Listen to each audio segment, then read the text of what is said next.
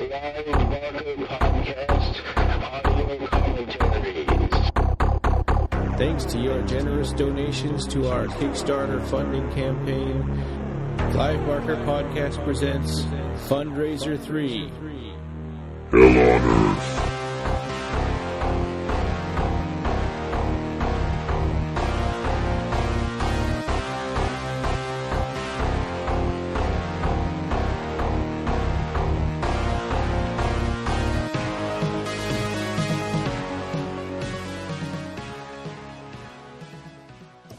All right, so here we are. This is audio commentary for Hellraiser Hellworld, which is the 8th Hellraiser movie. Yeah. We're really starting to get into the hell of this. I know. Yeah, but the good news is this is, after this one, we only have 2 more bad movies, and then we're getting into good movies. Good. Or at least, either good or passable. Yeah, that's when our Kickstarter changed from being Hell on Earth to being, well, let's find out good movies that we can. We'll have burned through them all, except that probably by the time we get through everything, Hellraiser Judgment will come out. Yeah, maybe that one will be a good movie. Yeah, right. I really feel like a fool writing those articles up. Nah. Well, you really don't know. Yeah. Well, I don't want to be off topic, but I've read that iHorror interview that was published today, I think, where Doug Bradley.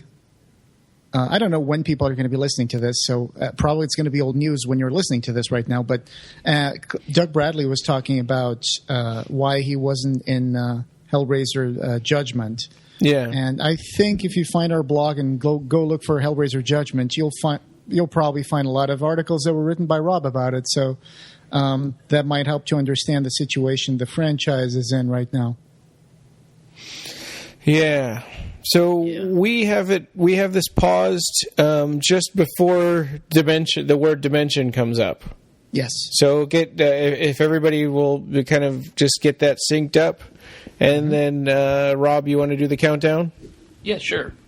3, 2. Gotta get my. Okay. Okay. I lost my remote. Okay. Here we go. 3, 2, 1. Unpause. Here we go. I'm so used to that metal striking sound, like. They did it all the time with their movies. Oh God! I'm watching this last night. I was reminded again how much I hate this. Yeah. So this is never explained. Why does he dig a hole in this basement? I think that the point is he's trying to he's digging his own grave. And a funny bit of trivia about this opening scene is actually this was recorded outside during Romania's chilly night. Oh, hell yeah! They just built like a 3-wall set, and they did this outside because they were going to do the burning scene where he sets fire to himself. Oh, I thought so. Was that supposed to be indoors, but it was filmed outside?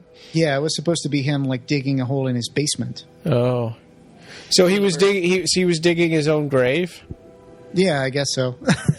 Don't try to. The first mistake in this movie is trying to make logic of the story. Yeah. Just ride along with it. Gotta go with the flow.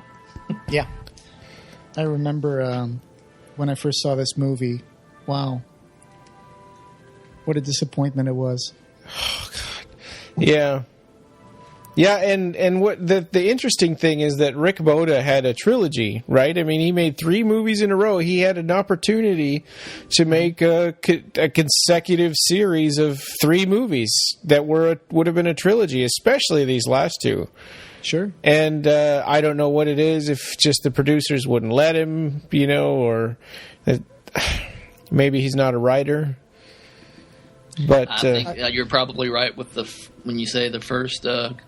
With your first comment up, they probably wouldn't let him. Yeah. That's good filmmaking.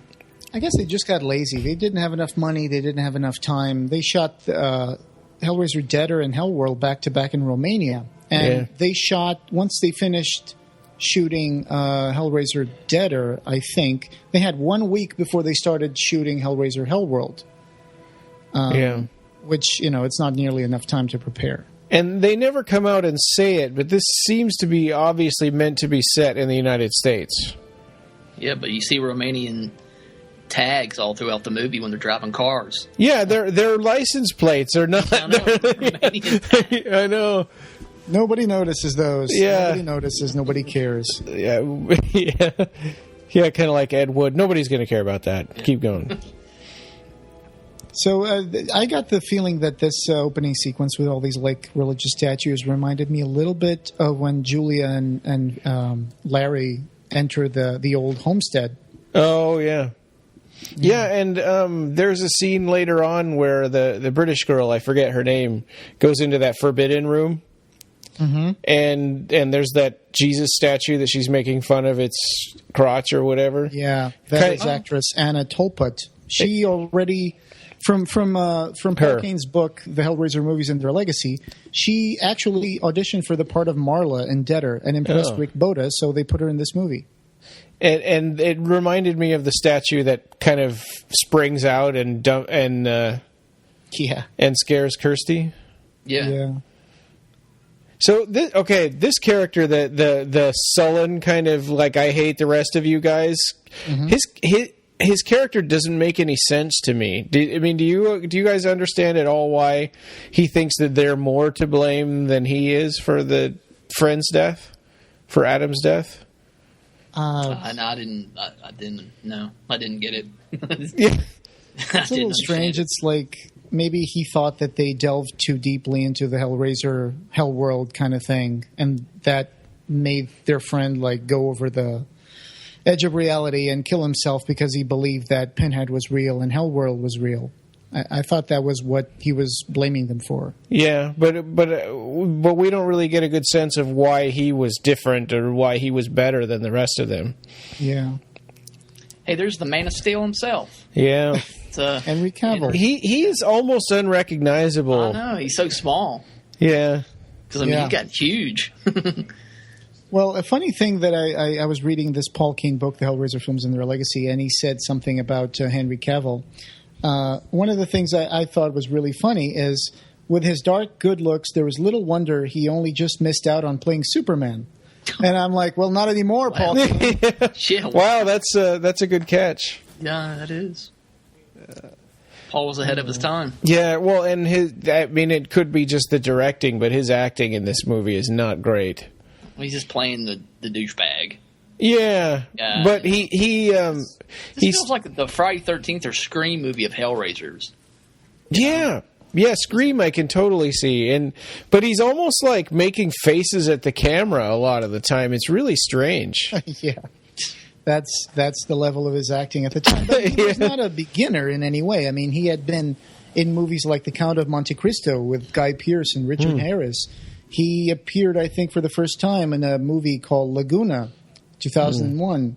So he also appeared in British television and a movie called Goodbye, Mr. Chips from 2002.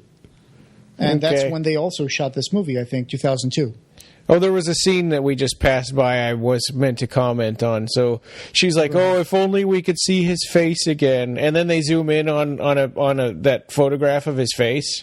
Uh-huh. Yeah. It's kind of like, "Oh, well, now I'm good. Thanks. I can go." Oh, do you notice that he's still smoking? Yeah. Yeah, what? Yeah, he is. Yeah. I don't know. He looks like Freddy. Well, and this is another one of those corny things where it's a dream now and it's not real. Yeah, and it starts off really quickly here. To me, yeah. So, but they seamlessly merged the funeral, which was really happening, with her stupid dream, which is not, I don't know, not cool. Once again, actually, dreams. Yeah. Actually, funny bit of trivia about this actress, Winnick, Catherine Winnick. She knew. She was a black belt in karate, and she is a licensed bodyguard, which will come in handy near the end of the movie. Right. Oh yeah, that's right. She in one scene she does she pokes some guy, tries to put the moves on her, and she does some kind of puts him in his place. And she kicks Lance Henriksen over the railing. Yeah. Oh, here comes another fake out moment. Not a real fake out moment, but you know. when I was watching this last night to prepare, it fooled me into thinking, man, they did a terrible job on that Chatterer. Yeah, I know. and then he took the mask off, like, oh, okay, well, It's actually whatever. a pretty decent mask. Yeah. It reminds me of the killer from Inferno. Mm-hmm. That's what it kind of. Oh, yes. Yeah, when you right. first see him. The engineer. Yeah. Or was he? No, he's not the engineer. He's just, he had that leather jacket, though. He paid $100 Yeah. for it on the internet. Yeah. Probably could get it cheaper now. He does a lot of eye rolling and, like, I don't know. I guess he's acting like the typical teenager, even though these guys were all in their 20s when they did this. Well, and this is 2 years after the funeral, so now presumably they're adults and they have their own apartments and stuff, which is where she is. Oh, another bit of trivia. Oh, look at that. The dare you enter hell. Oh, yeah. That was cool that they put the Doug's voices. I think Doug did some Yeah. voice for him. He just read a bunch of lines. Cool. But, The Leviathan house. yeah. Yeah, and actually, that's one thing you can say about this movie. It's the only movie since Hellraiser 2 that actually mentions Leviathan. Although it's terrible. Yeah, I know the movie should be mentioned Because in these it- better sequels. Yeah, because this thing is all like tongue-in-cheek. It's like, oh, the Hellraiser movies actually exist. So it's like, it was just weird. I mean, Gary Tunnicliffe said that he had made this, for the fans. But I just didn't think. Or I Rick thought this Boda. was more of a, like a tongue-in-cheek kind of thing, kind of making fun of the fans at the same time. Yeah. Yeah, the acting here must have been horrible for them to pretend like this was a good game. Yeah. Yeah, I mean, I don't care. If this was 2003, there is no... I mean, this looks like a game from like 91. Absolutely. yeah, it does. And they're supposed to be getting excited about it. It's like an interactive CD-ROM when CD-ROM drives first came out, for computers. Yeah. Well, how did they get the invites? I mean, is this part actually like real world? It is real world so far, right? Yeah. I think that they somehow like cracked the code on this puzzle box on the game, and then they get a secret code, and then somehow like they get their invitation in the mail. I don't know. I guess so. But what's funny is also that Catherine Winnick just called Tulput to say, "Don't tell me you're going to this party." How did she know that she was doing that on the computer? That's talk about convenient. Nope, here we go. So yeah, the Catherine Winnick also played Ivana Trump for all you Trump supporters out there.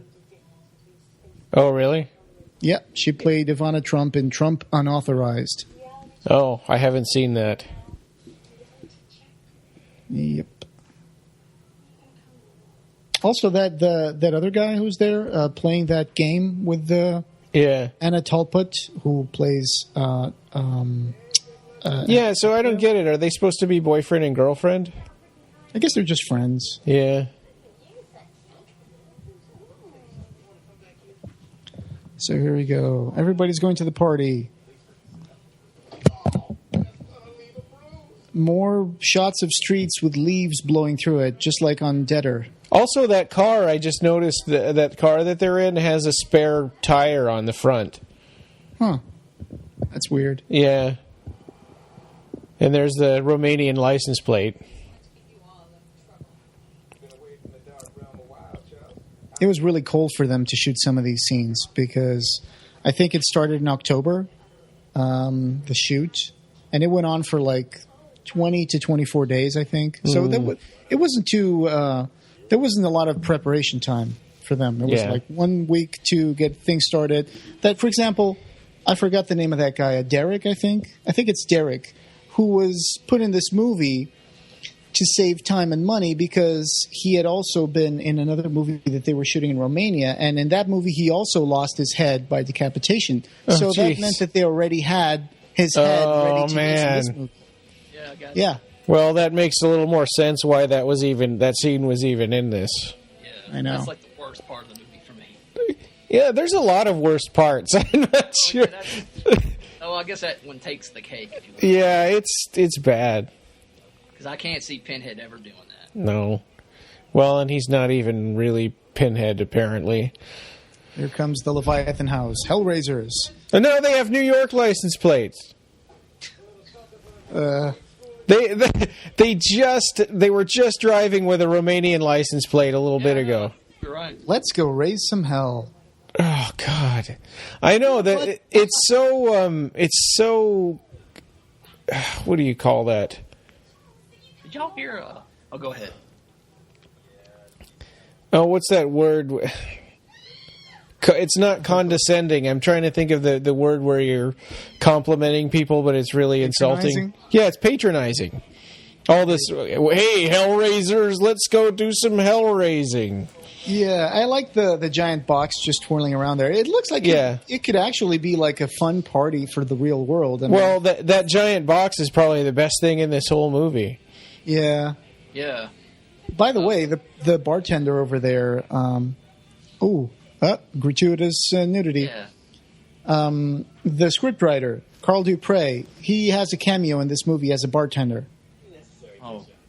Oh, the guy that makes the shot for the one guy later on. Okay, I didn't know that was him. Yeah.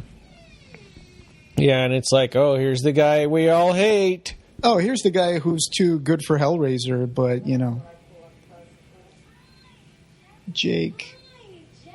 Like, that's totally, like, they just paused, looked at him, made an insulting remark, and then she tries to be nice. Yeah, I know. You'd think they were close enough that he could have heard all that. Yeah. And now they're all talking about him, too. And this is the reason why I can't see Man of Steel or...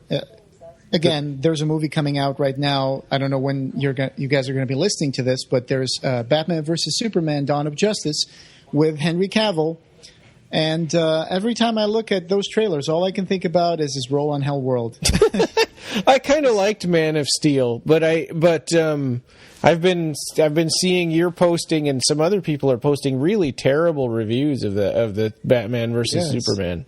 Yeah, I'm probably not going to watch it, just because I'm getting a little tired of superhero movies. But I'm sure it'll make a lot of money. I've heard that there's Lance Henriksen.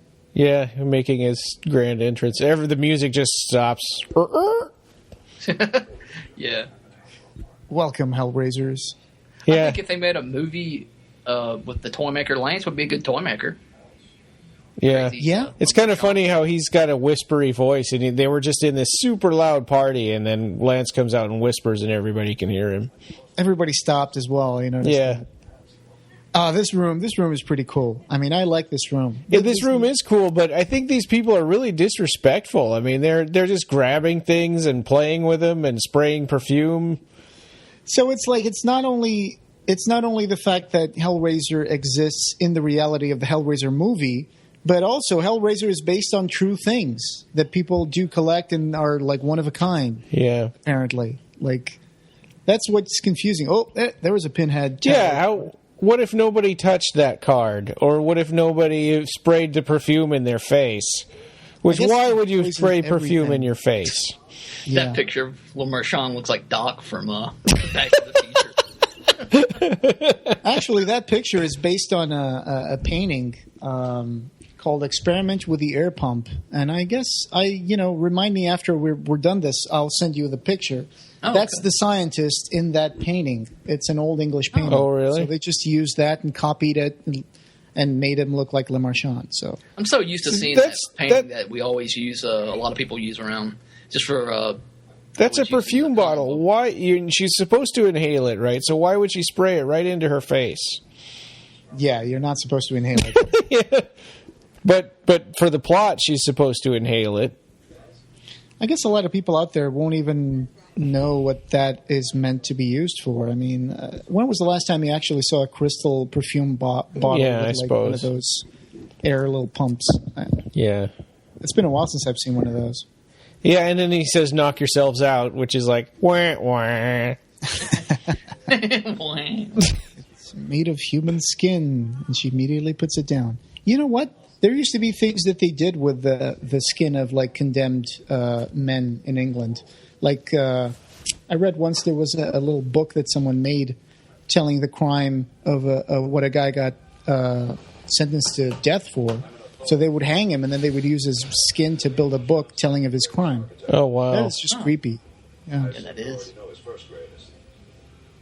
So I wonder where'd he get all these people for the party? This is a lot. This is a super elaborate way to get revenge on these 5 kids. They're all Hellraiser, Hellworld fans, I guess.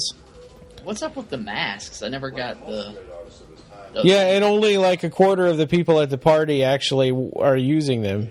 Yeah. I guess it was just meant to be like an anonymous hookup kind of thing with phones. But they all take their masks off and look at each other. Look at this Sister Ursula. Yeah. That was a cool story. Holy pussy. That's Henry Cavill. That's Superman right there. God. That's what I think about when I see the Man of Steel. Yeah. I liked the last that Superman movie that was before Man of Steel. Superman Returns. Yeah, I kind of liked that one, but The one where apparently, Superman lifts up a whole continent made of kryptonite, and somehow he manages to fly with it. well, that's kind of his MO, is doing crazy crap like that.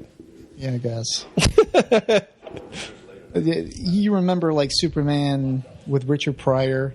Yes. He plays a computer hacker. And then there's one point where he's flying and the villains are trying to shoot at him, and there's a screen that looks like a video game, and every time a missile hits Superman, it brings up 100 points on the screen.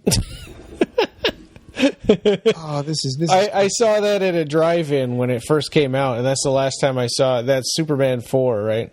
Good heavens. Or no, 3 was the one with Richard Pryor. 4 was the guy with one with Nuclear Man. Yeah, that was Nuclear Man. I used to have a Laserdisc of Superman 3. You know, this is cool. Like, this whole room is cool. In terms of, like, set design and the sets they got for this movie, I thought they really... They had every good element there to make a good Hellraiser. It's the story and the acting and the story and the characters are horrible. Yeah. From this whole group, Derek is one of my favorite guys. I think he's the best actor of the group. His character is still annoying too. He's just a stereotypical. You know, I hate that they kind of make him a stereotypical. You know, kind of black guy. Mm. I don't like that. Look at that. So, yeah, Hook. You know that Hook is going to be used to murder someone. Oh, I know. They focus on it so much. Yep.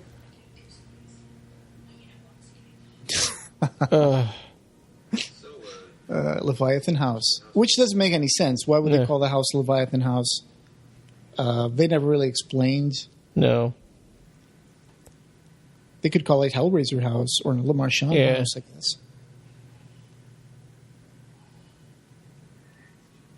That's just wrong. I honestly... A lot of them have aliens when the facehugger. Yeah, on Alien 4, Resurrection. Yeah. The worst one. I thought it was okay.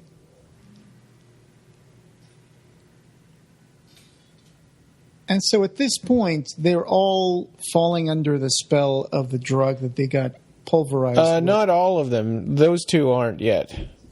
Exactly. She's about to get it, though, isn't she? Yeah. Yeah, I think so. I remember there's... Yeah. But he wouldn't drink and he wouldn't touch anything, and he's like doesn't even really want to be there. What I think is funny is that this guy is trying to convince Catherine Winnick that he came to the party with a friend when he obviously did not come with a friend at all. Yeah. Otherwise, where's your friend, dude? Well, it comes out later that it was somebody he met online that was supposed to meet him there.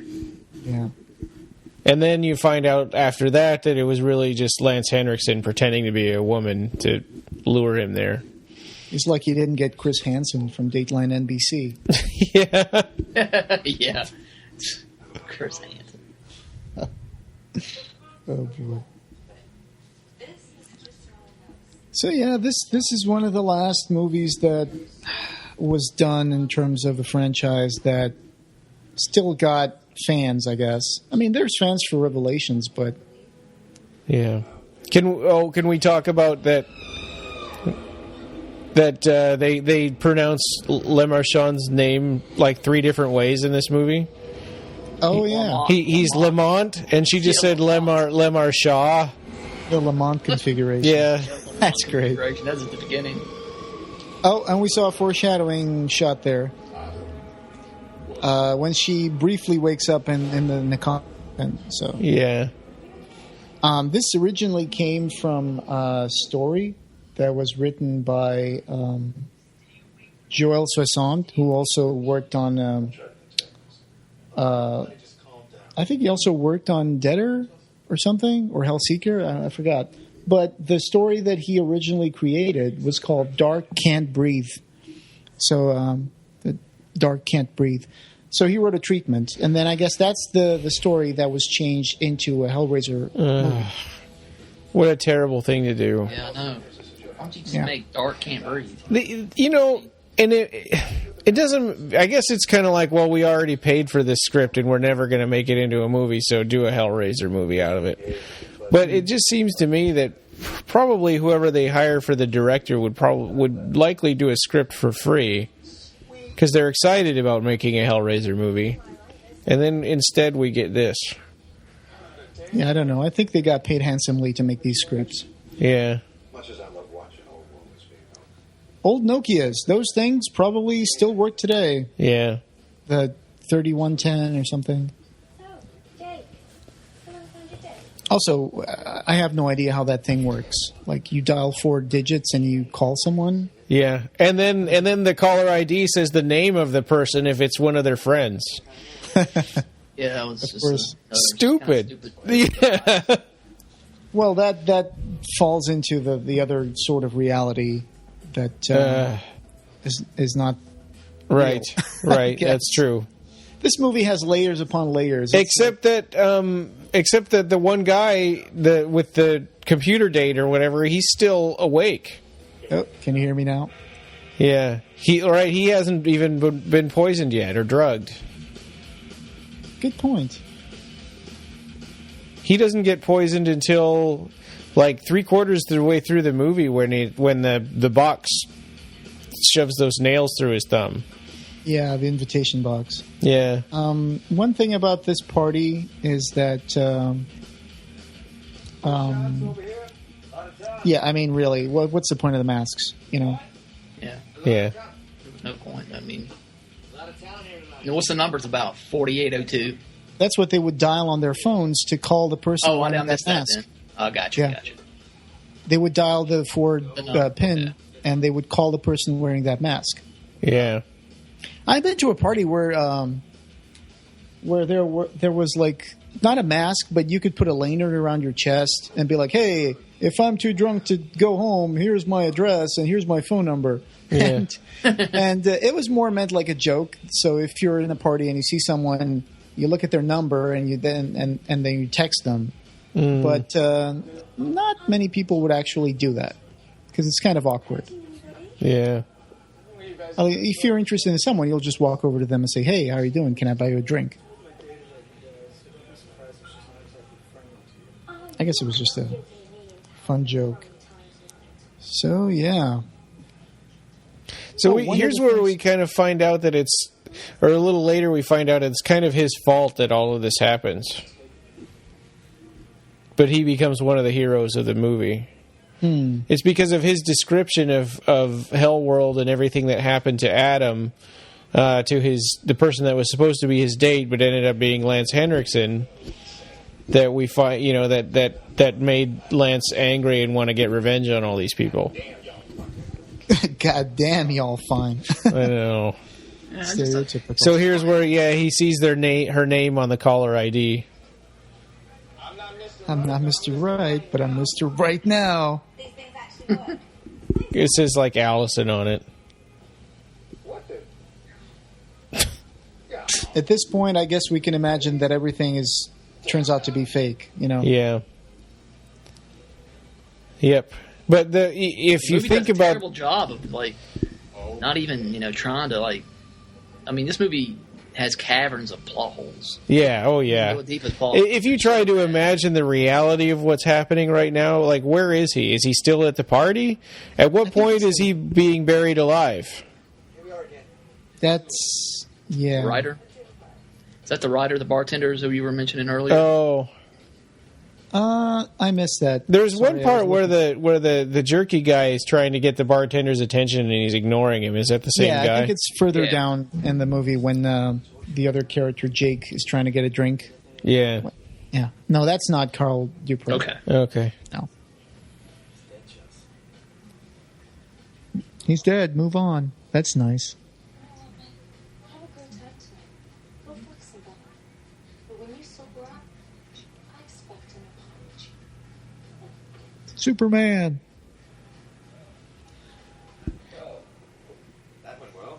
Who's he talking to?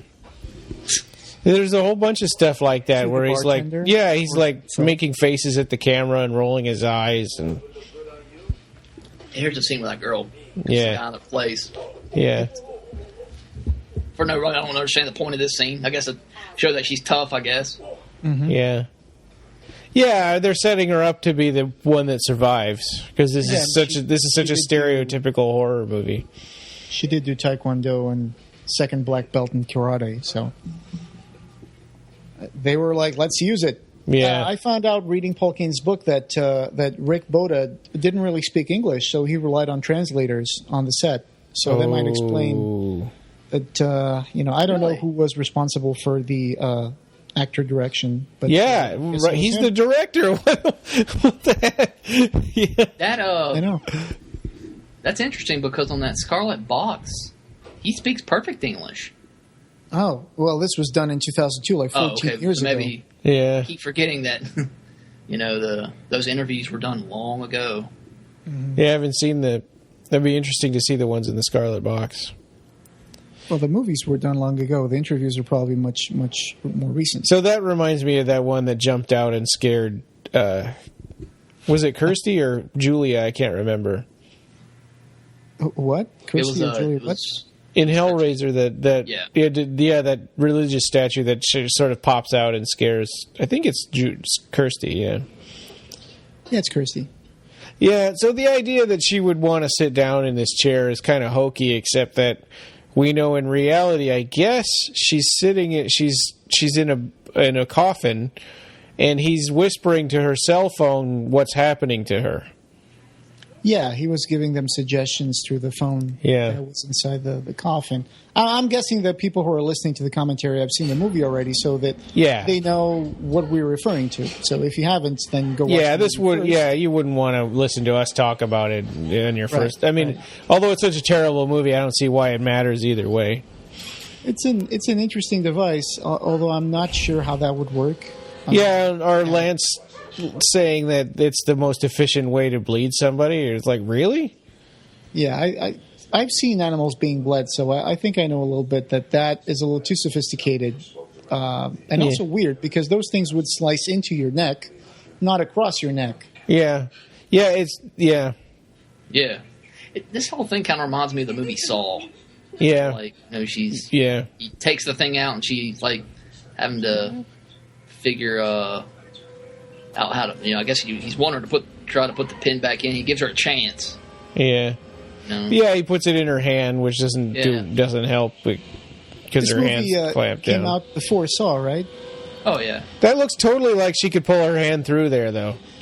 Yeah, it doesn't look like it'd be difficult at all. Yeah, But again, it's not. She's not really sitting in that chair. No. So there's really nothing yeah. she could do. yeah. Well, in reality, we find out that she clawed her own neck. Yeah. Would Yeah, have been an interesting Marla. yeah, it'd be fine. She would have been an interesting Marla, I guess. There used to be a bunch of raves in the Netherlands. There used to be like a party, a bunch of party raves called the Hellraiser, I think, and they would have people dress up as Pinhead on stage, DJing, and then they would have like a giant box just spinning around. I wonder if they got that box from that, or if it was made purposefully for this. So do you think with all this Pinhead showing up and saying Adam was right, and do you believe Adam now, is he trying to say that cenobites are real? I think this is all part of the hallucination at this point. Yeah. That the Cenobites only appear after the box is opened by the host at the end of the movie. Yeah. But in the meantime, it's just that these kids are so obsessed about Hellraiser, Hellworld, Yeah. that, maybe the host is feeding them that suggestion that, oh, you guys are being chased by the Cenobites and you're all going to die. And there's no cuts in her. There's just blood all over her. Over her neck, yeah. Yeah. Kind of. Not that I really care that much, but... And it's really weird, though, the fact that they all separate in the party, because when you go to a party with friends, you just want to hang around with your friends. Yeah. I guess I understand why, for example, this actress got separated from the other guy because he was being kind of a dick. Yeah. It's fine. The other girl walked into a room, and the door locked, so okay. But it's like, why don't... I guess they just couldn't stick together because, again, they're not really... they're not together. really And, here. yeah. They're in But their it's hard to boxes. imagine when was the point when the host, after he drugged them, took them outside, buried them into boxes, and... Well, and there are points in the movie where they're talking to each other.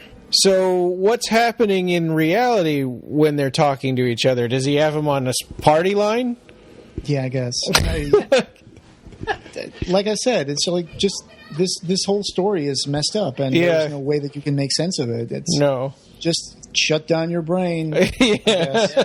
Which is the last thing you want to do in a Hellraiser movie, really. Yeah. I mean, Yeah. It's not... it's not cool. Hellraiser was kind of born off, Clive Barker's imagination, which thinks and is. yeah. So, You want to be intellectually Full of ideas. stimulated by a Hellraiser movie. Yeah. yeah. This is kind of also... I guess this is the last Hellraiser movie of that era, right? Because I think after that, you get into we're starting this new era of these sub-$1 million Hellraiser movies, which are a whole other order of magnitude terrible. That's true. It's crazy seeing these old, computers and stuff now. I mean, the It looks so printers. outdated. Yeah, I know. Yeah. Well, and in 2000... this was 2003 when it was filmed, right? But it came out in 2005. 2002. 2002? Yeah. Oh, on the credits it says 2003, but then it actually was released in 2005.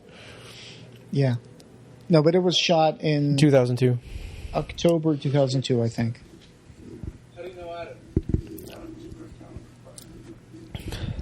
And again, I addressed in the last commentary track for Deader the reason why that happened, that it took almost 3 years for the movies to come out, and then they were dumped in the same year. Like, one of them was in the first trimester or something. I forgot the exact month. And then the other one was later in the year, a few months afterwards. And I remember thinking at the time, some Hellraiser fans were happy. It's like, oh, we're going to get 2 Hellraiser movies in a year. And I was like, no, this is not a good sign. This is not really a good sign. Yeah. And the invitation box.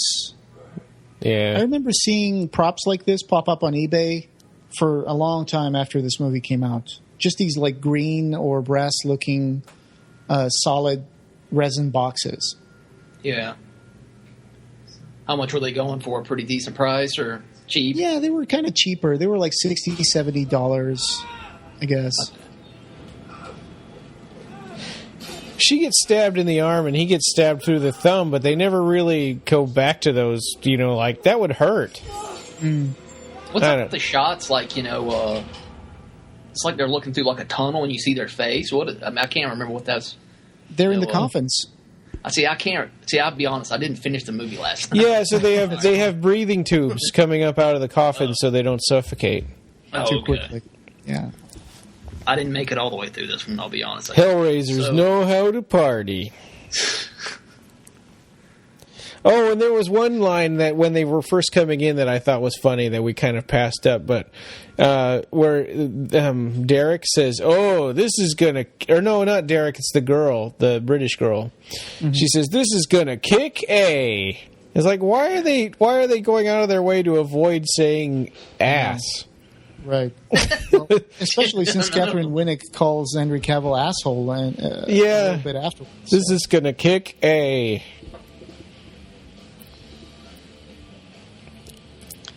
So here you are.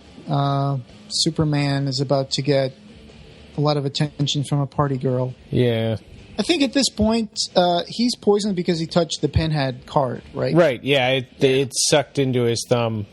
Yeah, it was like contact poison. Yeah. So he's really sitting in a coffin somewhere, and Lance Henriksen is explaining all of this, pointlessly explaining all of this to him, like what's happening with this girl. Why would he do that? Or he's imagining it on his own, like in a kind of like a dream-like state. Yeah, he thinks he's still in the party, I guess. When Lance Henriksen's being seen digging outside by the characters, is that just from their perspective, or is that really like that life? Good point. Yes. Yeah, I think it's just meant. Oh, here's Carl Dupre, Oh, okay. Oh yeah. the writer. I think it's the way for them to tell the audience something weird is going on. And they show those shots where they're looking through. They wake up screaming in like a coffin, and then it goes back to the same reality that they're dreaming. And it's just this kind of ham-fisted way of like foreshadowing what's going on at the end of the movie. Anyone see this? Like, why would he? Of course they could see it. Well, he in the movie, and of course that didn't happen because of the budget, but he was supposed to like start flipping people around who were turning their backs on them, and they would turn around and he would still be looking at their back. Oh, really? Yeah, but they could just pull that off because I guess they didn't have the funds to do that digital. Oh, you could do that with camera tricks. That wouldn't be that hard. Quick editing, I guess. Yeah. There's a lot of pointless wandering around, and there was something else that was bugging me. People looking at things and getting excited and saying, "That's what I'm talking about." I hate when people say that, and they say that like 10 times in this movie. Well, you know, you got to stretch out the story as much as you can. That's how I would feel pretty much at a party. Yeah. I hate parties. It's like, oh no, I found the headquarters of the debtors train. Yeah. Yeah. Those were probably, I wonder if those were corpses from Debtor. They looked like the same makeups in a way. Yeah. Well, if they hired that guy to play Derek just because he lost his head in another movie and they just could use the same prop on this movie, I wouldn't put it past them to reuse props from other movies at all. They got Gary Tunnicliffe providing the effects, and it's easier to use. You said this guy's head showed up in another Dimension movie, so yeah, you know, it's just an easier way to save money. I'm sure we might see some of these things show up in Judgment. Yeah, it seems like it's just in poor taste to I don't know. I don't like this whole asthma subplot. It kind of reminds me out of that. If y'all, I'm sure y'all have seen Freddy's Dead. Remember that guy had that ear problem? Yeah. In that sequel? And this kind of reminds me of that. And I'm like, where are you going with this? Yeah. He had the ear hearing aid thing, and then Freddy was scratching the chalkboard. Yeah, and then he dropped a bunch of pins, and that thing was cranked up to like infinity, and so when the pin hits the floor, his head just explodes. Oh, yeah. I don't know. This kind of bugs me. It just seems like it's in poor taste. Also, the fact that he's in the middle of an asthma attack, he can't hardly breathe, but he still manages to go down a bunch of stairs. Yeah, and he yells, "No!" Oh, and here's my God. Yeah, there he was looking at the camera and smiling. Like, hey, look what's going on with me right now. Jameson Goey, who's been doing special effects for Hellraiser for the past 2 movies, did that animation with the mask that we're going to see. Oh, really? Yeah.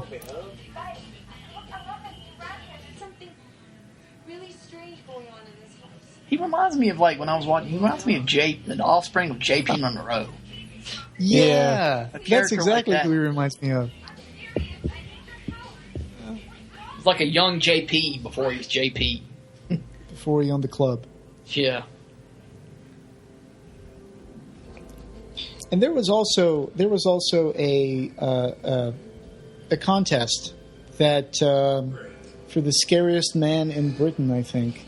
and this guy David Robertson won, and he became one of the actors playing one of the cops in the Hellworld movie at the final scenes. Oh, really? Yeah.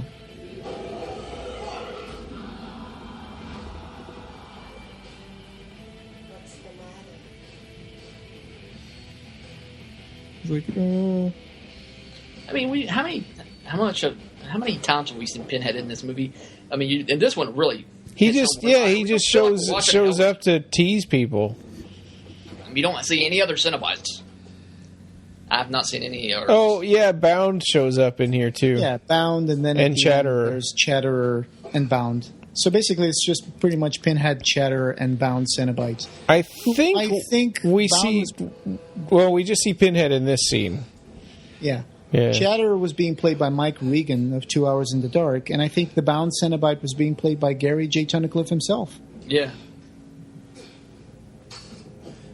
So this was kind of funny. He was shaking that grate, and you could see it was coming loose. So then he had to stop and take the screw off. And that's out so far. You could just do it with your fingers, but whatever.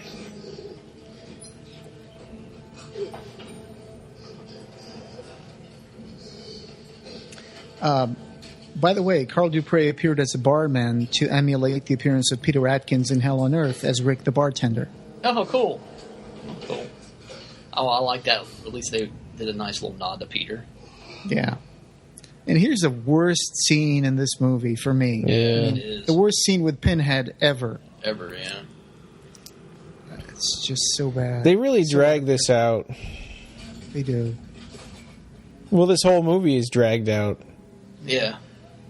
If they showed what was really going on with him talking to people through cell phones and telling them what, I don't know, it would be so boring.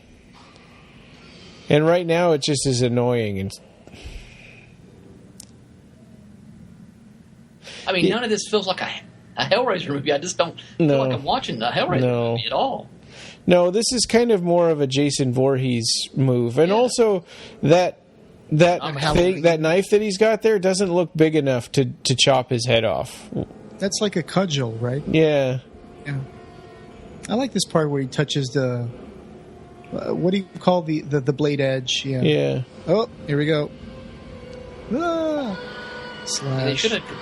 It's so awkward him doing that. I wonder what Doug thought of that. Yeah, and the way they did the camera angle looks like he's like right straight on, and he should be off to the side. After this, I mean, Doug Bradley never made it back to playing Pinhead, and he himself said in that interview with iHorror that I mentioned in the beginning that it's been like 13 years since he played Pinhead, and unfortunately, that's how things ended up. Yeah. I think it just would have been cool if they came up with like a Hellraiser device that would have cut his head off. I don't mind that his head's cut off. I mean, come up with like something like in Hellraiser Bloodline when Paul Merchant gets his head. That was a cool device. It's amazing the difference in quality between this movie and Deader. Deader had a lot of nonsense in it, but at least it was, visually it was more interesting and the characters were more interesting. I agree with what you were saying, Rob, about just to have some chains or some sort of mechanism that would be more like according with the Cenobites. It would still fit into this story they're trying. Yeah, well, and seeing Pinhead like grimacing and swinging and meat cleaver, it's kind of like. And again, maybe it's done in a way that suggests that this isn't really Pinhead doing this, because when you see this, it's so out of character. It could be put there for that reason. I'm giving him the benefit of the doubt. Yeah. Well, and the reality is he just died from suffocating because of his asthma. Yeah. Cool looking house, though. Yeah. I mean, if it is a house and not just a set. I know that they shot these things on different locations. They also focused on that chandelier being over his head a lot in this movie, but they never paid it off by making it fall on him, which is what I kept thinking was going to happen. Yeah.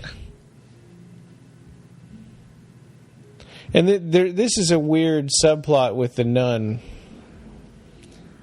I guess it's because each of the Hellraisers would fall prey to his obsession about the party. Yeah. So that's probably why the douchebag gets the loose girl who's like doing that in front of everybody. Yeah. And that, Derek gets the hot black girl who's dancing, and he turns into like an Usher music video. Yeah. This guy had a crush for Sister Ursula, so I guess that's what he's getting. Yeah. It just feels tacky and just put in there. Just it's not. All of these Hellraiser movies, starting with 5, feel like they have a lot of filler material that's made up of people's dreams. Or it's like the nudity aspect of the Hellraiser movies was not just to be put in there. I mean, it actually felt. Yeah.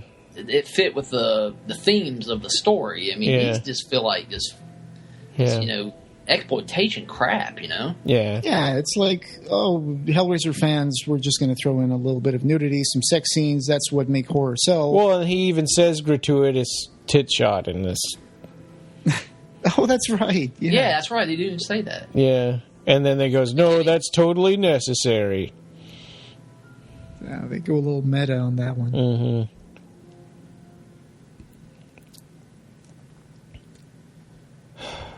Keep in mind, he's kind of half freezing his ass off inside a coffin outside, drugged and suffering terribly, but he's still able to think goes about through a naked chick.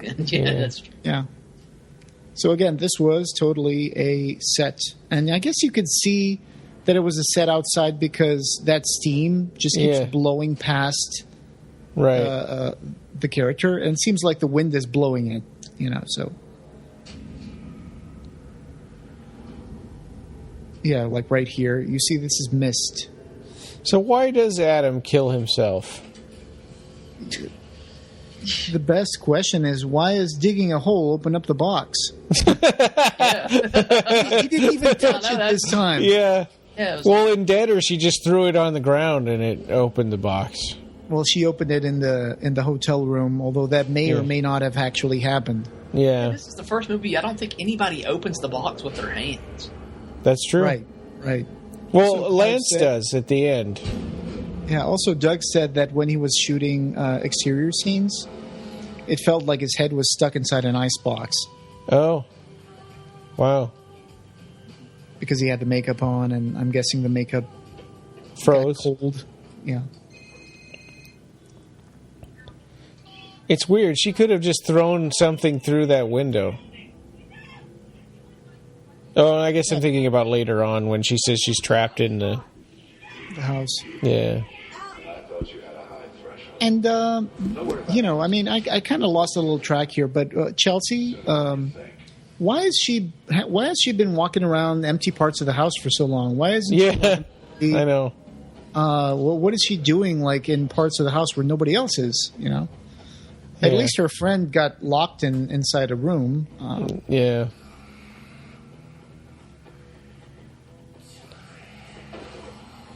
Welcome to hell.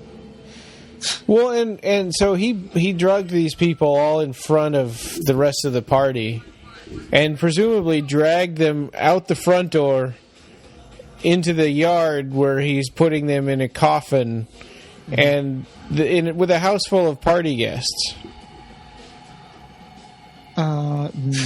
Yeah. I mean, when you put it in perspective like that, Ryan, it's like, man, this is so freaking bad. I'm embarrassed. Did you guys notice when she was calling 911, she gave the address of the house? It was 86 Hillbound Drive. Yeah. 86 from when the movie came out, Hellraiser. Hillbound as in Hellbound. I thought she said Hellbound. Did she say Hillbound? Well, I got subtitles on, so in the subtitles it says Hillbound. Oh. Because I heard Hellbound. It might have been that. I mean, just like the Lamont configuration. Yeah. So which one of those cops is the guy that won the contest? The guy with the glasses. Oh, okay. That's him. There's a picture of him standing next to Lance Henriksen. So this is real world time now? Yeah, but you know what's really weird is that apparently Chelsea managed to call 911 from inside the coffin on a phone that probably wouldn't even have network over there. And that's really weird because she's calling from her dreams into real life. And those cell phones, they're kind of like intercoms, right? They don't really call out. Mm-hmm. And she's beating on her coffin. Is that what she's doing? Yeah, I think that's right. I'm upstairs by the window just above the veranda. Oh, if this makes your brain hurt, just wait until they start actually investigating stuff that's inside the house without actually being in the house. Yeah. Yeah, that's true. They discover things and they figure it out. Why or how? I guess you could argue that the host is feeding them like some tips, but that wouldn't make any sense either. Well, he maybe wants them to know why. This movie does have a feeling. Makes me feel like I'm watching one of those Dimension movies, but from the 90s, like one of those Halloween sequels or something. Everything is bathed in blue light. Yeah. You know? Yeah, a lot of those, you're right, Halloween sequels kind of had that kind of lighting. Like especially Halloween Curse of Michael Myers, yeah. Yeah, the 6th one, yeah. Oh, great. You figured, I mean, I'm glad you feel the same way because that's the movie that came up in my mind when I was... Yeah. I've only seen the first 3. I think you're doing good, but I would watch number 4 as well. Number 4 is good. How the heck with it? Just watch them all. Just watch them all except part 8. I mean, not just if you just want to have one or the Rob Zombie. Skip the Rob Zombie. Oh, I have seen those. Okay. Hey, baby, you owe me one, and it's like, ugh. Yeah, I know. It's your turn. And look at the camera and do that. Whatever. Yeah. All right, another makeout session because this movie hasn't had enough makeup yet.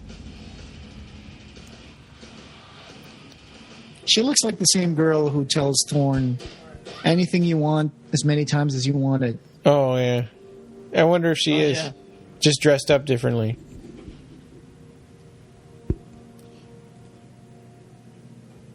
She's actually pretty cute, Catherine Winnick. I don't think I've seen her in anything else, and I definitely have not seen the Trump biopic that she was in. So. Oh yeah.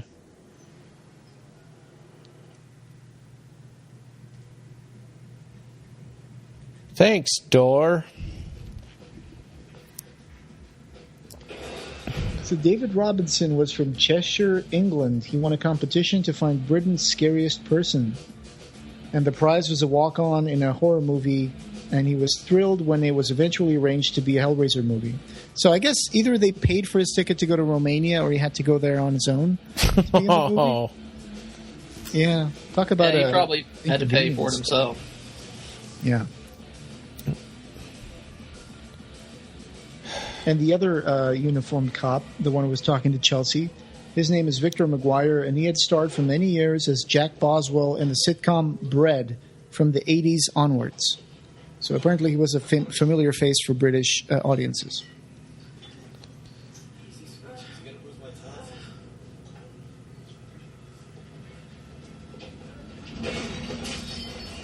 She likes breaking jars. Yeah.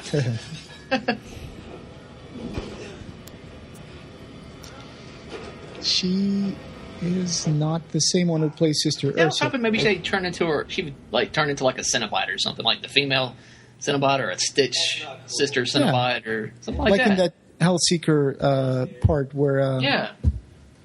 like that one Stitch, I think. Party goers were turned into a cenobites.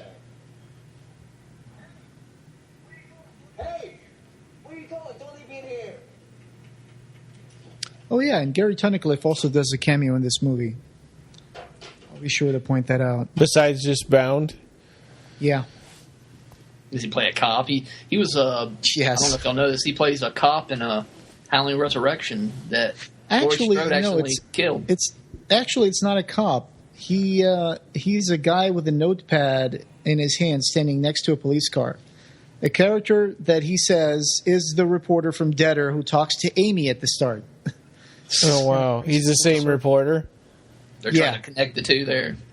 Hey, maybe the newspaper guy Instead of sending that last reporter, sent that dude. Yeah. Right. Hey, you go check out the debtors. Yeah. I'm here in Bucharest, Romania. Yep, you're my least favorite reporter. Just props. And Gary Tunnicliffe also played the second unit. Again, Gary Tunnicliffe desperately wanting to direct a Hellraiser movie. That's right, he did. It was, He wrote the 9th one, Revelations, and he wanted to direct that. Yeah.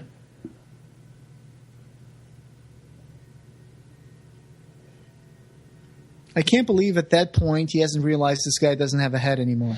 Well, and also, right there. if it was Derek's bad dream that he got decapitated by Pinhead, why does he know about it? Okay, so you look at a corpse that doesn't have a head. Why are you going to open up his shirt? Yeah. I think that not having head is enough to like freak out a little bit. I know. Yeah. For a while. He only started gagging when he noticed that the bowels. Yeah. Let's see how much time they're going to focus on this hook back there. And I guess he it's even part turns of, around and looks at it for a while. I guess it's part of the horror movie unwritten laws that if there's a hook in a room, it has to be swaying. Yeah. Even if nobody's around to make it move. Well, it's in an action movie, if there's a spike on a wall, they have to focus on it for a second before somebody gets kicked into it. Oh, there's the banded cenobite or bound cenobite. Yeah. And the same is with like an interrogation scene. If there's a hanging like chandelier, that chandelier has to be like swaying as well. He should have known to get out of the way of that. Instead, he just says, "Not good." Yeah. Fly, Superman, fly. That hook must be made of kryptonite. Yeah. It's a cool scene.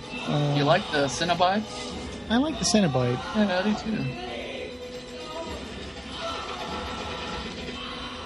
But the reality is he's just getting scared to death in his coffin.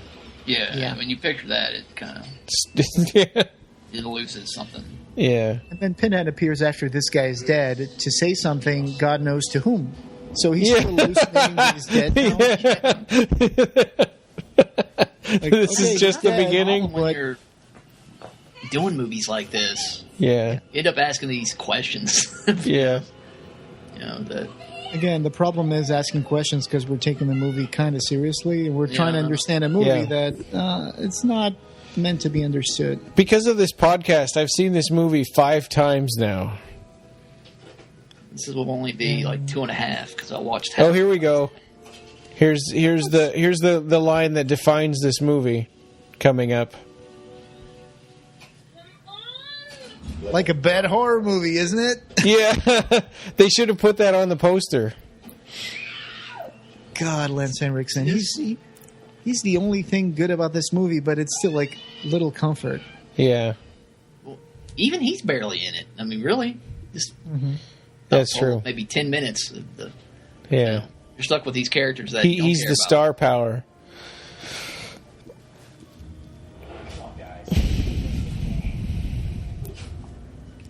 And she went off running in the woods like that. It reminded me of a Friday 13th movie. So this is a weird sort of moment to move the plot forward, where this guy, all on his own, figures out what happened to everybody. And he's going to see a picture of Adam with his dad, so he's going to discover the host is the dad. But you know, like we were pointing out a while ago, it's like there's no way that they could have figured that out without actually picking up a physical picture. Yeah. You know, unless the host is telling them that he's Adam's dad. But like talking to him, yeah. Yeah. Swoosh.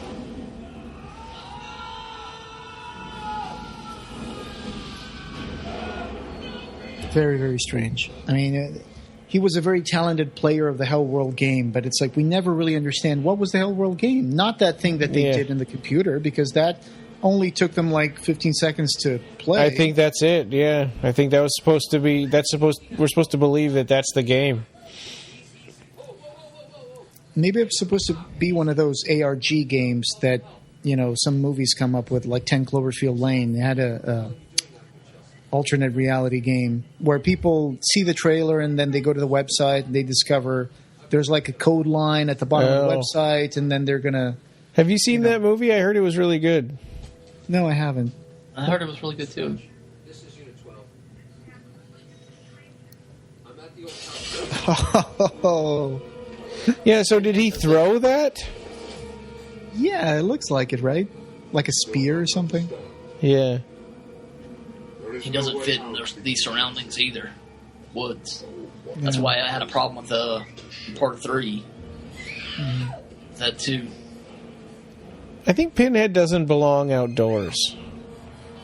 Yeah. The last time I saw him outdoors was in Hellraiser 3, and his makeup in the daylight doesn't really look good. Yeah.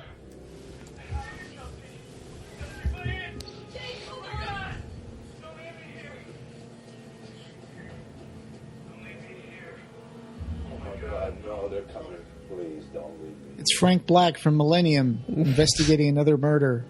Yeah. Y'all watched that Millennium? No.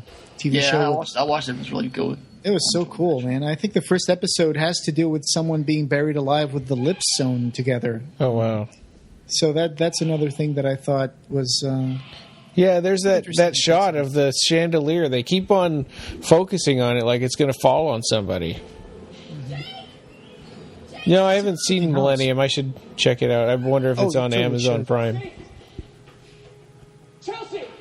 It is. Any movie that has like an episode with a microwave big enough to cook a human is worth watching. Yeah.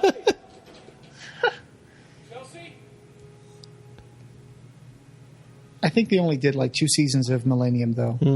Yeah, sadly. I thought it should have continued. The last movie I saw with Lance Henriksen was actually a movie that was crowdfunded. It was called... Harbinger Down. Harbinger Down, exactly. Thank you, Yeah. Rob. I saw that. Did you ever watch it? I watched it.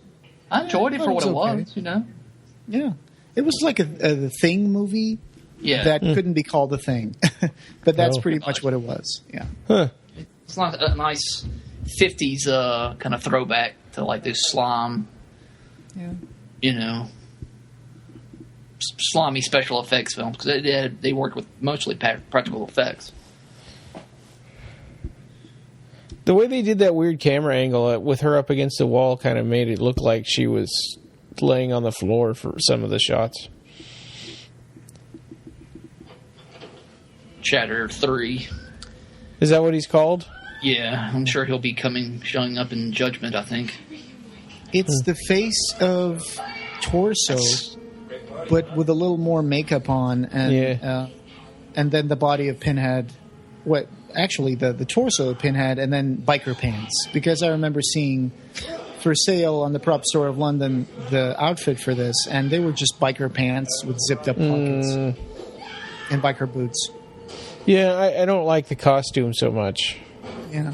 Well, actually, the face doesn't look as good as in Hellraiser 1 either. They couldn't afford to make different looking suits for every Cenobite, so that's when they just started recycling. You know, they would just mold Pinhead's chest, and they would paint it black. They would just put it all over all the Cenobites, just like Bound Cenobite has the same torso as Pinhead. Oh, that stinks.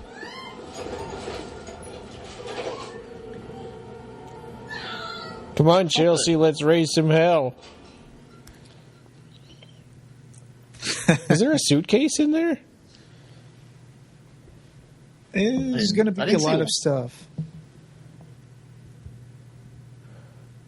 Yeah. Have you noticed how many birds that show up in these sequels now? Yeah. Like Deader. I mean, Deader had a bunch of birds. Yeah, those are pigeons. So they did say at one point, Lance Henriksen mentions that this house, Leviathan House, was the second greatest architectural achievement after the Lamont Configuration. Not sure if a box counts as architecture, but okay. After he says what did he call it? The Lamont configuration? I think it might have been like a mispronunciation of the Lament configuration. Get your mythology straight, buddy. First, I have to open the box. Then Pinhead appears, the hooks and chains. But none of that's happened. Why? Because That's a good question. Why? Yeah. This whole movie just begs that question. Mm-hmm. So I guess this is this meant to be the same basement where? I guess not. It's not the same basement where Jake killed himself. What was it? What was the line she just said there? It looked to be like some little snarky little. She goes, "Come to the party. Come to the party." Oh, Like, your friends are dead, lady.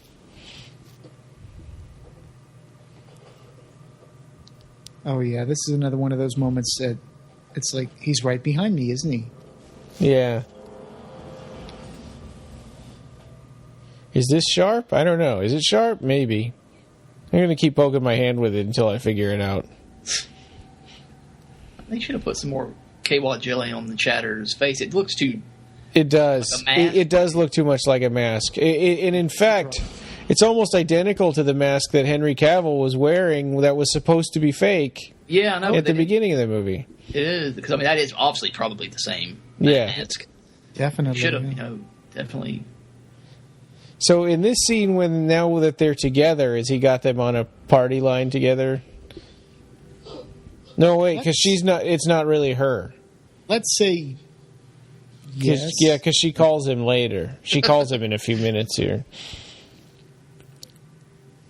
Maybe he had like an obsession with Chelsea, and that's why he's putting her into his own dream sequence. We still have like 20 minutes of this movie to go through. Yeah, and it feels like it should be ending. Yeah, no, soon. man. It does. Like it should be over, and I'm like, Yeah, we still got 20 minutes. yeah. And This is how the the rest caller of these are ID gonna go, says like- Chelsea on it. Oh man,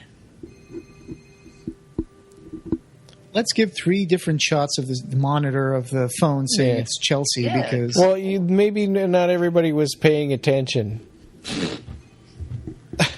Or maybe people turned the movie off. What's going on? Who the fuck is this? Whoa, Jake, calm down. It's just me, Chelsea. What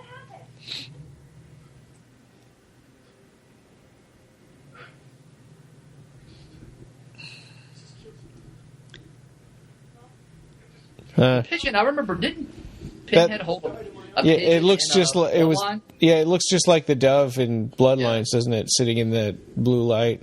Yeah, I like that moment when in Bloodline when he's sitting there. Yeah. yeah, there's a few elements from Hellraiser that have to be in every single movie. Like when the cenobites come, the walls have to crack, and there has to be light coming out of like the old plaster Yeah. walls, it's even like if the walls constant weren't plastered motif. to begin with. Yeah. Like in Hellseeker, those walls seem to be cinder block walls, but that doesn't stop them from cracking and showing the little boards behind them. Yeah. It's kind of forced. Mm-hmm. I guess this is supposed to be an attic, right? Upstairs attic. Yeah. From himself. From Hellworld. So from himself or from Hellworld? Yeah. We knew what Hellworld was doing to Adam, but we kept on playing it. Actually, some people have gone pretty nuts about certain games. Wasn't there like a guy who was playing maybe... World of Warcraft. World of Warcraft. He didn't Yeah. eat or drink anything for like 2 or 3 days, and then sleep, and he died. And also some guy had a sword that he wanted to sell, and then the other guy just took his sword in the game and didn't pay him. And then he went over to the guy's house and killed him. I didn't know that one. That's pretty crazy. Yeah. I think it was like in Japan or something. I locked myself. Yeah, but they don't make a good case for why this Hellworld game would be so great, because it looks like just a bunch of stupid pictures and quotes. Right. They never even show us what the game was like because... Yeah, I think that stupid spinning puzzle box was the whole game. They could have said something more like... I can't believe that that's the only thing. I think it might have been like, I don't know, some sort of alternate reality game. Well, they said discover something like they called the engineer like the wall runner or something too. Oh my God! Really? Yeah, I missed that. Yeah, they were talking about, oh, look out, the wall runner's going to get you or something. But they didn't show the game. They just showed the people playing it. There was that game that was never made, Virtual Hell. Yeah, I remember those stills from that. I remember seeing it on. Yeah. I'm sure that would have been. They should have used that. That would have been better than what they did. The game never got finished, I guess. Well, but they could have just put pictures on the screen. What they could have done cool with the idea, something really cool because I don't even think the title fits with this movie, is to have them fall into like some kind of virtual reality where it's like they're going through Leviathan and they That's the way it was advertised. I remember thinking I believed that that's what the movie was going to be like when I rented it. Like you were going to be in the labyrinth. Yeah, exactly. Seeing them I could see. At least enjoying it on that level. At least you're seeing cenobites and all these things from the Hellraiser movies. Yeah, they don't. They're using a concept. Well, and after the Matrix and Dark City, there was a whole big thing about not knowing what's real and what's virtual. And what were you going to say, Rob? Sorry. No, I was just saying like about how this the title of the movie really doesn't. It really does not even use its title appropriately. It should have been more about these characters in some kind of a game world. Yeah. Yeah. Feel like that, but instead it's just at a party. And it kind of makes you wonder if they meant to make a movie like that and they just couldn't pull it off, so they did this instead. Because I would have at least had fun watching, like if they were in Leviathan's hell going around the labyrinth. Yeah. All these, they could have done some cool cenobites and from the title of the story that was at the base of the script, Dark Can't Breathe. It seems like that the whole thing about them being buried and stuff like that was always part of. Did you hear the Doom monster scream there? Yeah. What's that? No, the monster from Doom was just screaming there when Adam grabbed her hand. That roar. The one that shoots fireballs. Yeah. I think it's supposed to be Jake. That it again? Still screaming. I think it's supposed to be Jake's ghost or something. She said it was Adam. Right, Adam. I'm sorry. Yeah, the guy who got burned. Yeah. Do y'all think this series kind of took like a Nightmare on Elm Street turn? Yeah. It's still like Yeah, definitely. Freddy movies. Yeah, and I think that's on purpose because it seems like they wanted so much to have their own Freddy. Nightmare on Elm Street or Friday the 13th never-ending series. They didn't want to get into these like interesting storylines that really Part 4 tried to tell something different. Kind of. I mean, if you read the Peter Atkins script for that, it's really good. Yeah, and they figured out a way to kill Pinhead without actually, doing it any time, where they could still keep going if they wanted to. I have a comment on this scene, which is they're looking at the picture, and even if of course, they found this picture inside the house, they're just buried inside coffins, so they obviously couldn't ransack the house for clues. But the thing is, this picture is the same picture that Lance Henriksen is going to be looking at the end of the movie. Yeah. Which makes it even more weird. How even if the host is telling them, like, hey, you're imagining holding a picture with me and Adam, it's like, how would they visualize the exact same picture that exists in real life? Hey, that was Gary Tunnicliffe doing the stunt for that. Oh, flipping off of the... Because he's a stunt. He's done stunts before. Oh, wow. Oh, cool. I didn't know that. Cool. One of the things that happened with Chelsea, the character, or Catherine Winnick, the actress, is that she kept losing her voice because of the cold when she was doing scenes outside. Oh, wow. Because when they cast the movie and they did the wardrobe, it was still like fall in Romania, so obviously they started recording it in September or October. Then the weather started getting really cold. So she's running outside that little red top, and she must have been freezing. So that's why her voice at the beginning feels like they had to do, it's not dubbed over, but maybe they had to go back and do her voiceover because it's the beginning scenes that you can tell. Yeah. And her stunt double got pneumonia. Oh, wow. So it must be really could have been really scratched cold during and shooting damp the then. I couldn't hear that. You guys talked over each other. Everything worked out just like you said it would. What were you saying? Go ahead. What were you saying, Rob? Oh, I just said it must be really cold and damp then. I gotta get Yeah. where Prince did. The rest of them I knew would respond to it. Well, Paul Kane in his book says, their breath comes out in little clouds. That's not digital effect. That's real. Yeah. I found you, Jake. Oh, there you go. He found him on the internet.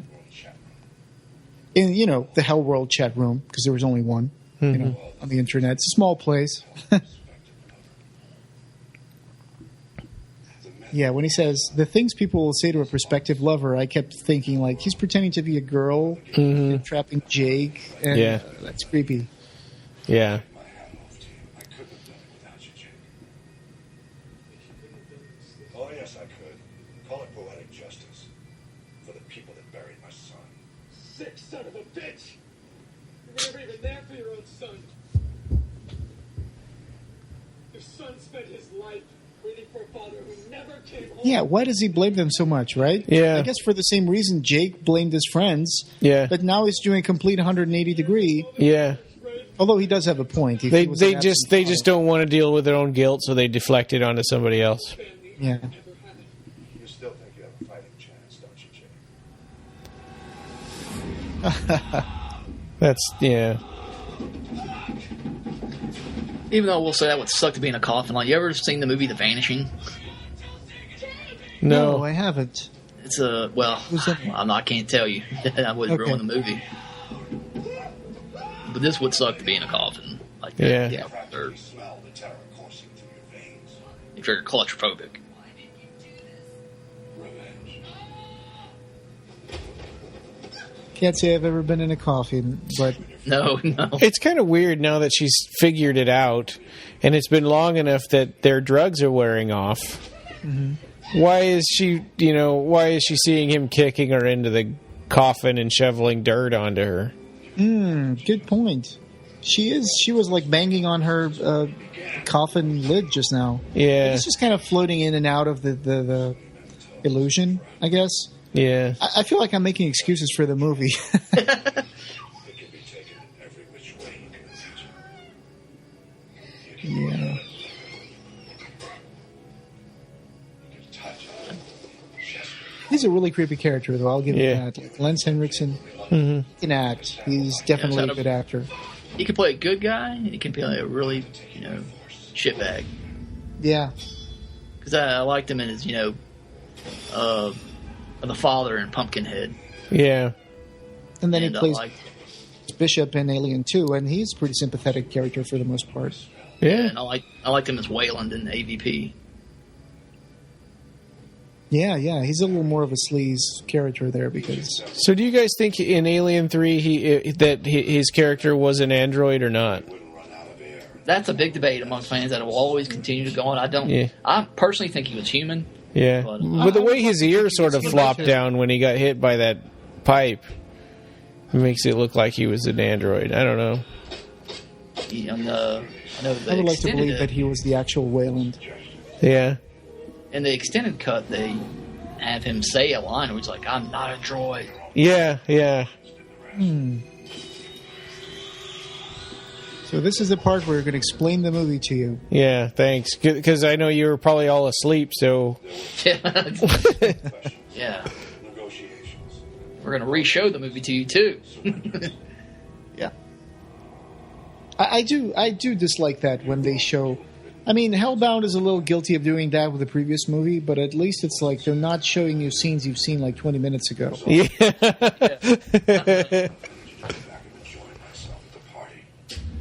I feel like if you have to go back and recap the whole movie, then you probably lost your audience. The story already. is not good. Yeah. So here he said, so he buries them and then he goes back to enjoy himself at the party. Mm-hmm. But when the police come, they say that he's been gone for like 2 days. Allison severely gouged herself trying to claw. Oh. But Jake woke up. Like Maybe he did that, went back to the party, and then the party ended, and then the next day the cops came. Yeah. Could be that. I mean, he could be living in that house for like a few days. a person wouldn't die too quickly. I guess they would die of exposure, I guess. But yeah.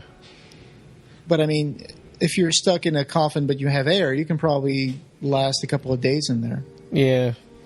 And the idea that Henry Cavill's character got killed by fear, I don't know.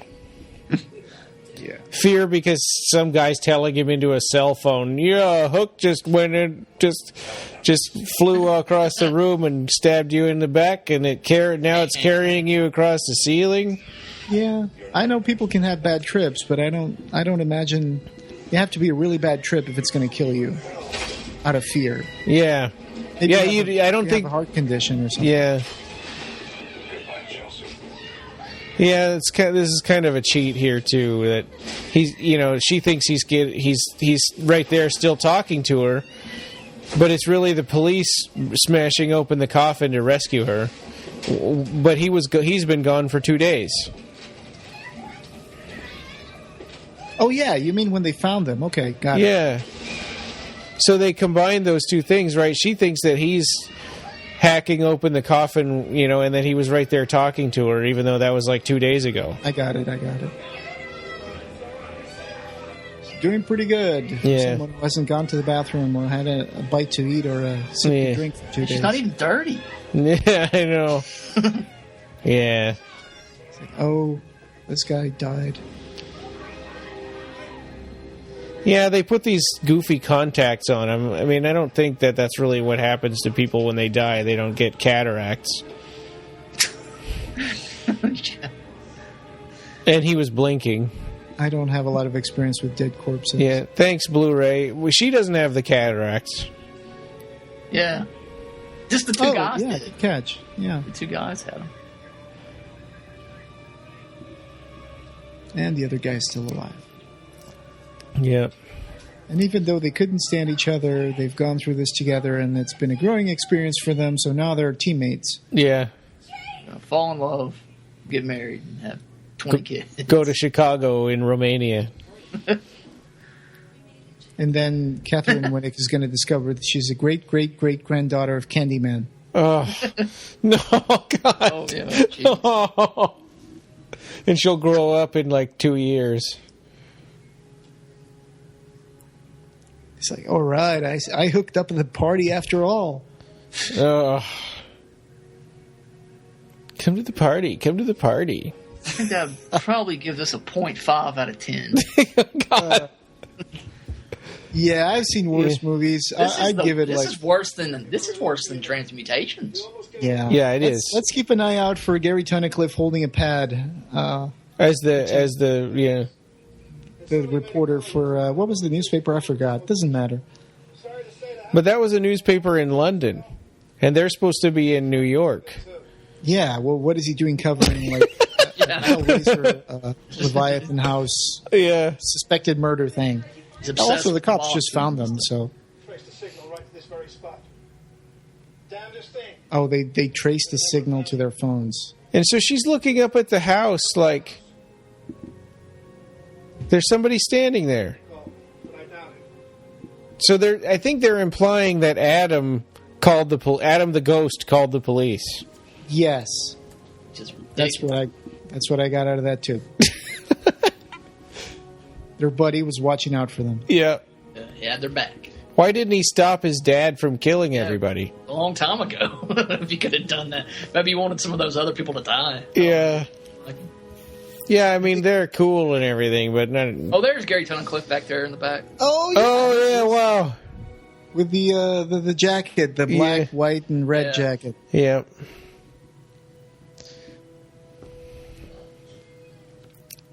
I think this is like the worst scene. I have seen this. I remember this because it's like probably... Yeah, and this sort of makes a mockery of the whole premise that they set up for the entire rest of the movie. Yeah, this part it wasn't even part of the official shoot. They were just shooting Lance Henriksen hanging out at the hotel room. Oh. It's just Lance Henriksen being Lance Henriksen. Yeah. No, I'm just kidding. Yeah.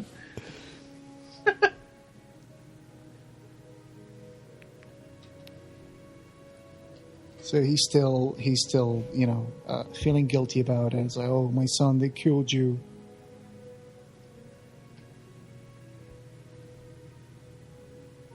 His son looks like Randy Rhoads.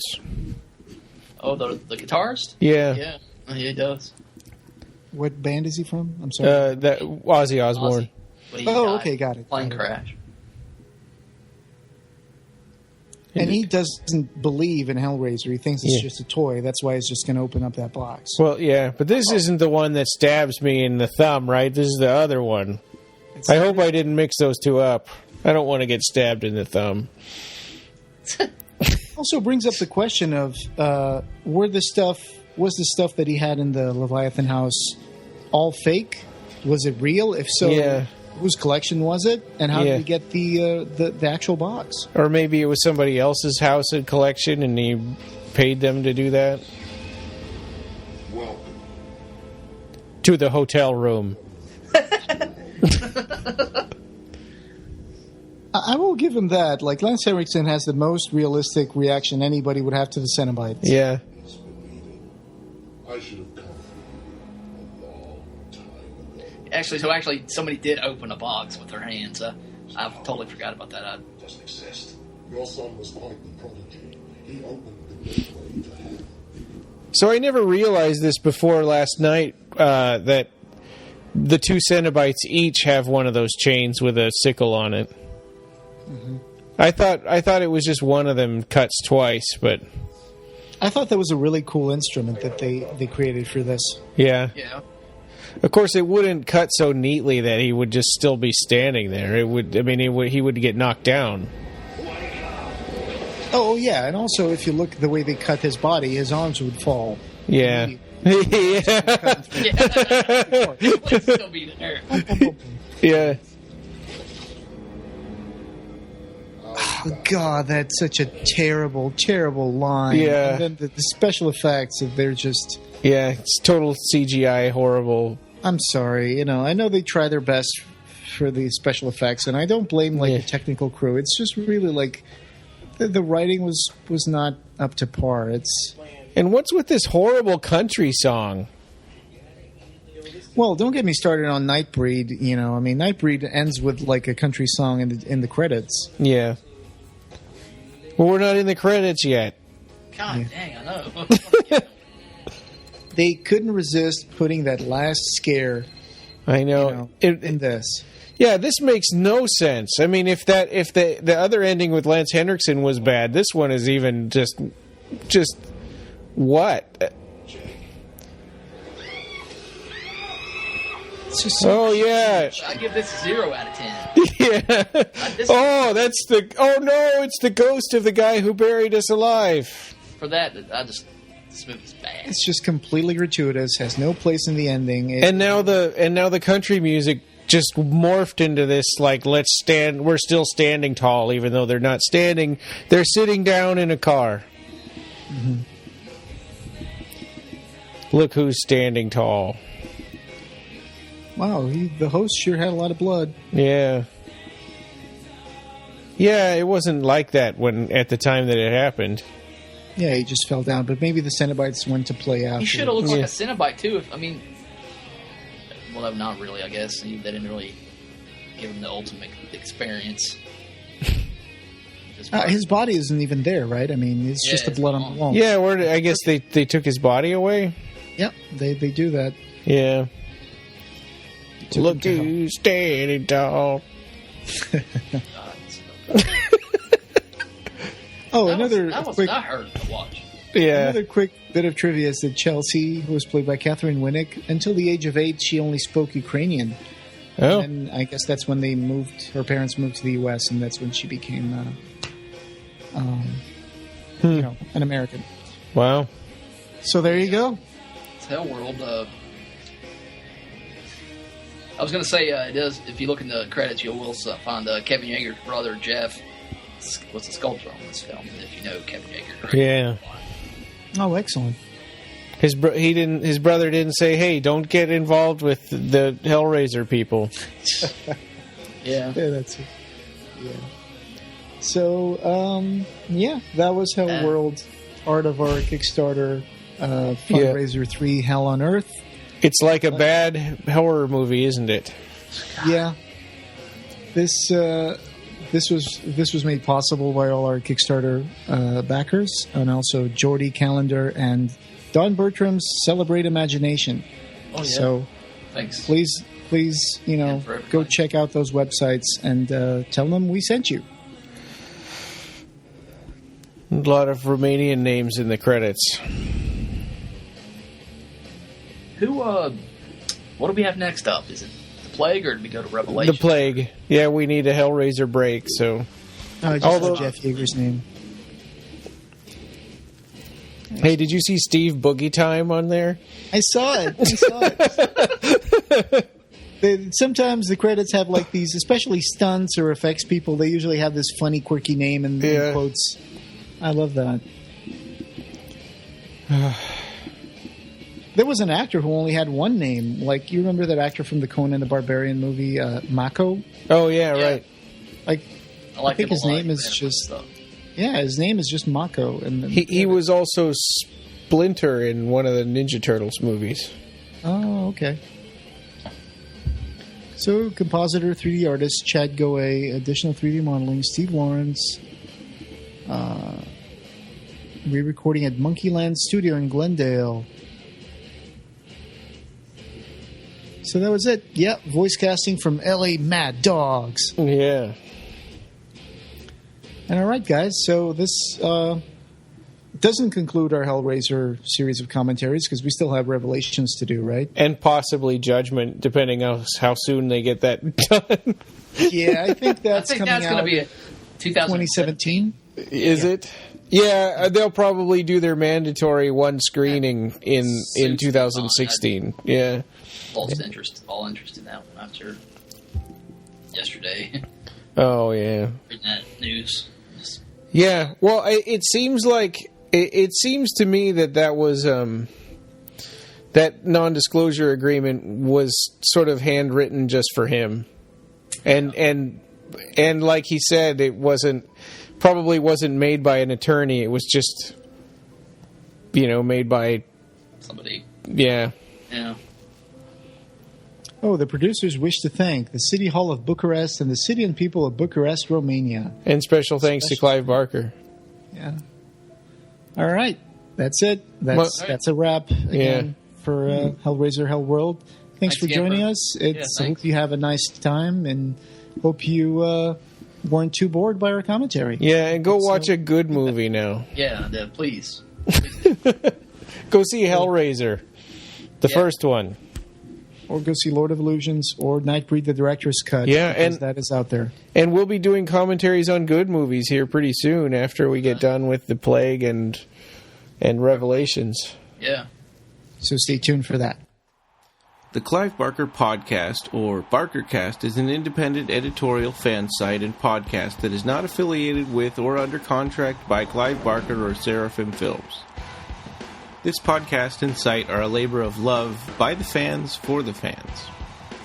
News, features, and show notes for this episode can be found at www.clivebarkercast.com.